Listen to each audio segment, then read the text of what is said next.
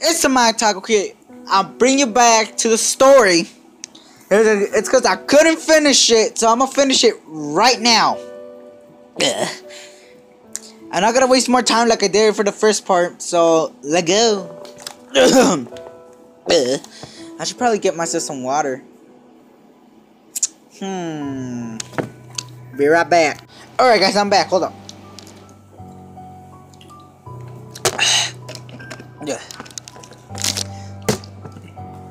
Alright, that was some good ass Gatorade. Let's get started. Where was I? Oh yeah. It was me. I beat up those little punks. I have the marks to prove it. He lifted up his sleeves to reveal cuts and bruises if he was in a struggle. Son, just put the knife down, said the officer. Louis held up the knife and dropped it to the ground. He put his hands up and walked over to the cops. No, Louis! It was me! I did it! Jeff had tears running down his face. Poor bro. Trying to take the blame for what I did? Well, take me away!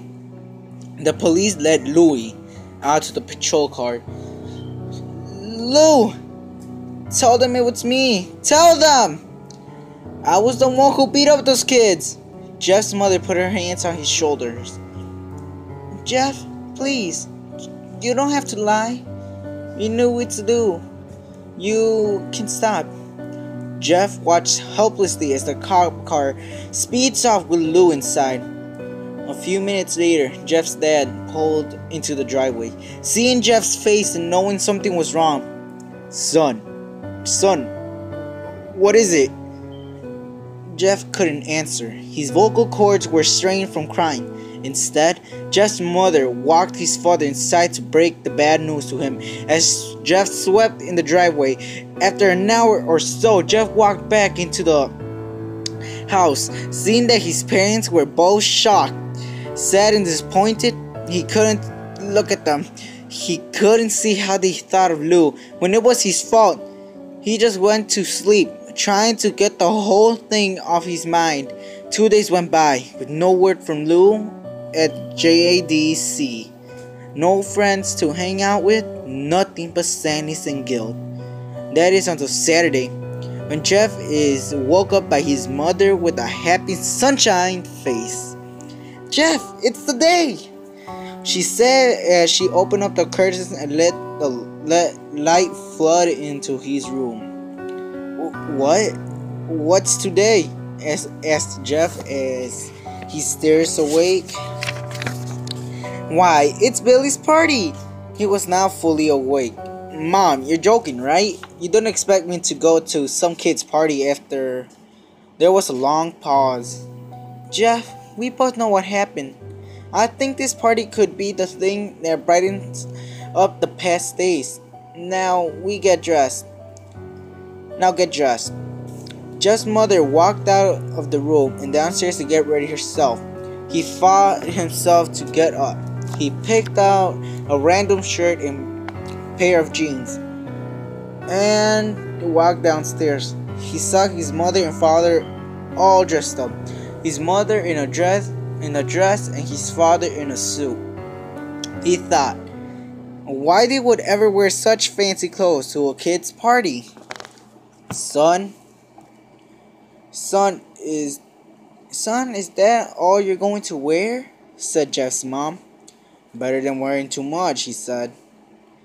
His mother pushed down the feeling to yell at him and hit it with a smile. Now, Jeff, you may be overdressed, but this is how you go if you want to make an impression, said his father. Jeff grunted and went back up to his room. I don't have any fancy clothes, he yelled downstairs. Just pick out something, called his mother. He looked around in his closet for what he would call fancy. He found a pair of black dress pants he had for special occasions and an undershirt. He couldn't find the shirt to go with it though. He looked around and found only striped and patterned shirts, none of which go with dress pants. Finally, he found a white hoodie and put it on. You're wearing that? They both said. His mother looked at her watch. "Oh no, no time to change. Let's just go," she said as she herded Jeff and his father out the door. They crossed the street over to Barbara and Billy's house. They knocked on the door, and at it appeared that Barbara, just like his parents, way overdressed. As they walked inside, all Jeff could see were adults and no kids. "The kids are outside in the yard. Jeff, how about you go and meet some of them?" said Barbara. Jeff walked outside to a yard full of kids. They were running around in weird cowboy costumes and shooting each other with plastic guns. He might as well be standing in a Toys R Us. Suddenly, a kid came up to him and handed him a toy gun and a hat. "Hey, wanna play?" he said. "Oh no, kid. I'm way too old for this stuff." The kid looked at him with that weird puppy dog face. "Please," said the kid. "Fine," said Jeff. He put on the hat and started to pretend shoot at the kids. At first, he thought it was totally ridiculous, but then he started to actually have fun. It might not even been super cool, but it was the first time he had done something that took his mind off of Lou.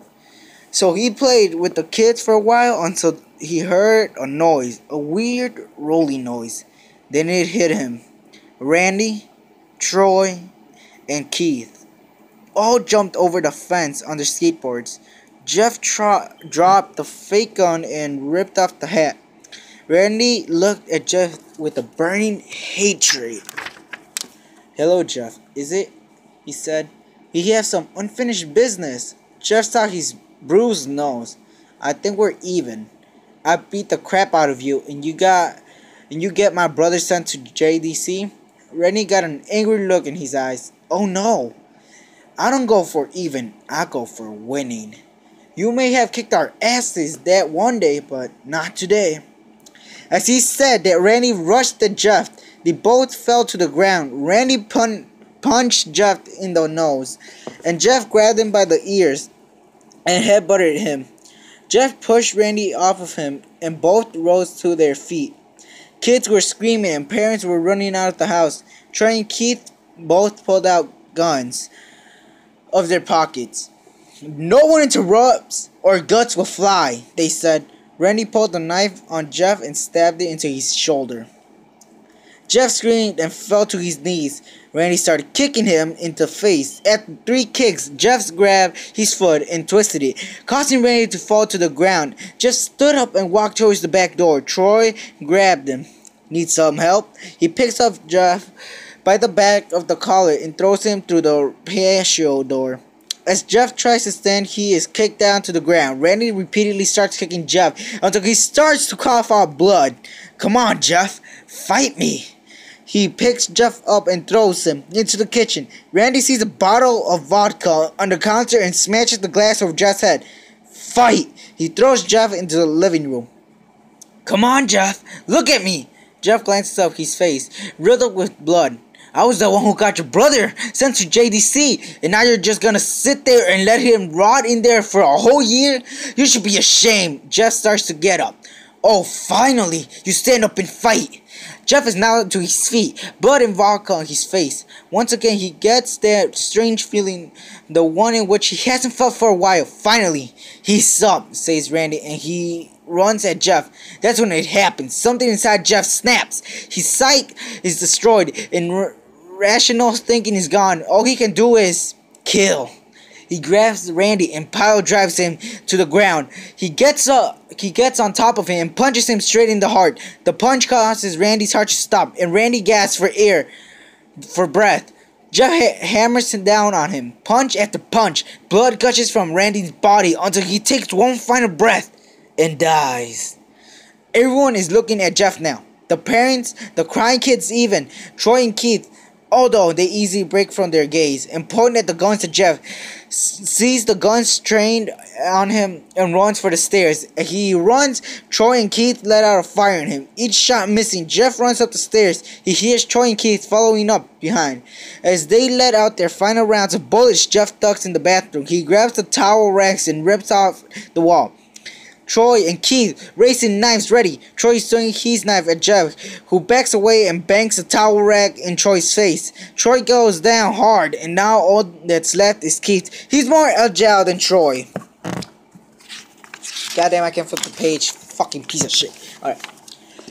Though in ducks, when Jeff swings the towel rug, he dropped the knife and grabbed the Jeff by the neck. He pushed him into the wall. A thing of bleach fell down on top of him from the top shelf. It burned both of them, and they both started to scream. Jeff whipped his eyes as best as he could. He pulled back the towel rag and swung it straight into Keith's head. As he lay there, bleeding to death, he let out an ominous smile. "What's so funny?" asked Jeff. Keith pulled out a lighter, switched it on. "What's funny?" he said. "You're covered in bleach and alcohol." Jeff's eyes widened as Keith threw the lighter at him. As soon as the flame made contact with him, the flames ignited the alcohol in the vodka, while the alcohol burned him. The bleached his skin. Jeff let out a terrible screech as he caught on fire. He tried to roll on the ground, but it was no use. The alcohol had made him into a walking inferno. He ran down the hall and fell down the stairs. Everybody started screaming as they saw Jeff. Now, a man on fire, dropped to the ground, nearly dead. The last thing Jeff saw was his mother and the other parents trying to extinguish the fire. That's when he passed out. When Jeff woke up, he had a cast wrapped around his face. He couldn't see anything, but he felt a cast on his shoulder and stitches all over his body. He tried to stand up, but he realized that there was some tube in his arm, and when he tried to get up, it fell down, and the nurse rushed in. "I don't think you can get out of bed just yet," she said as she put him back in the bed and reinserted the tube. Jeff sat there with no vision, no idea of what his surroundings were. Finally, after hours, he heard his mother. "Honey, are you okay?" she asked. Jeff couldn't answer the thought. His face was covered, and he was unable to speak. "Oh, honey, I have great news.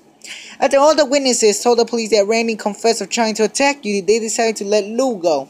This made Jeff almost bolt up, stopping halfway, remembering the tube coming out of his arm. "He'll be out by tomorrow, and then you two will be able to be together again." Jeff's mother hugs Jeff and says her goodbyes. The next couple of weeks were those where Jeff was visited by his family. Then came the day where his bandages were to be removed. His family were all there to see what he would look like. As the doctors unwrapped the bandages from Jeff's face, everyone was on the edge of their seats. They waited until the last bandage holding the cover over his face was almost removed. "Let's hope for the best," said the doctor. He quickly pulled the cloth, letting the rest fall from Jeff's face.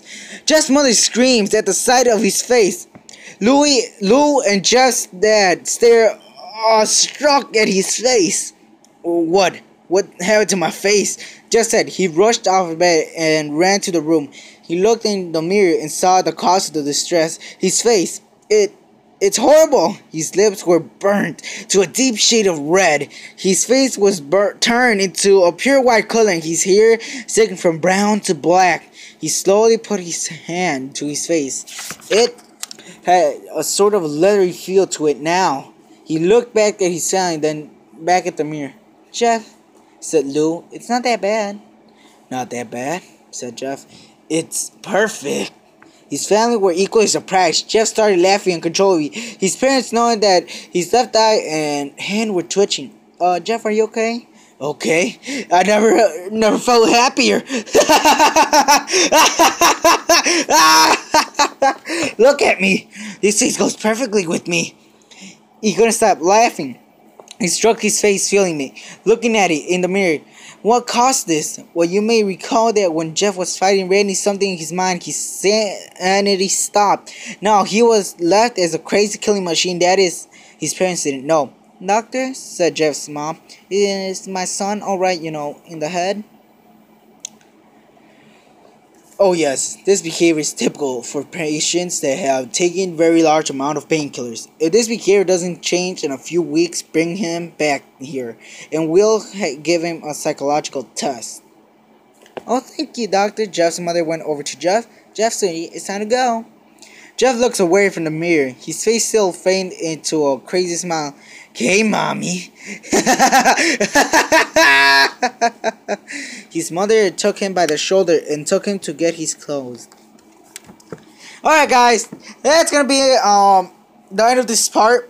The story's almost over, so stay tuned for that shit.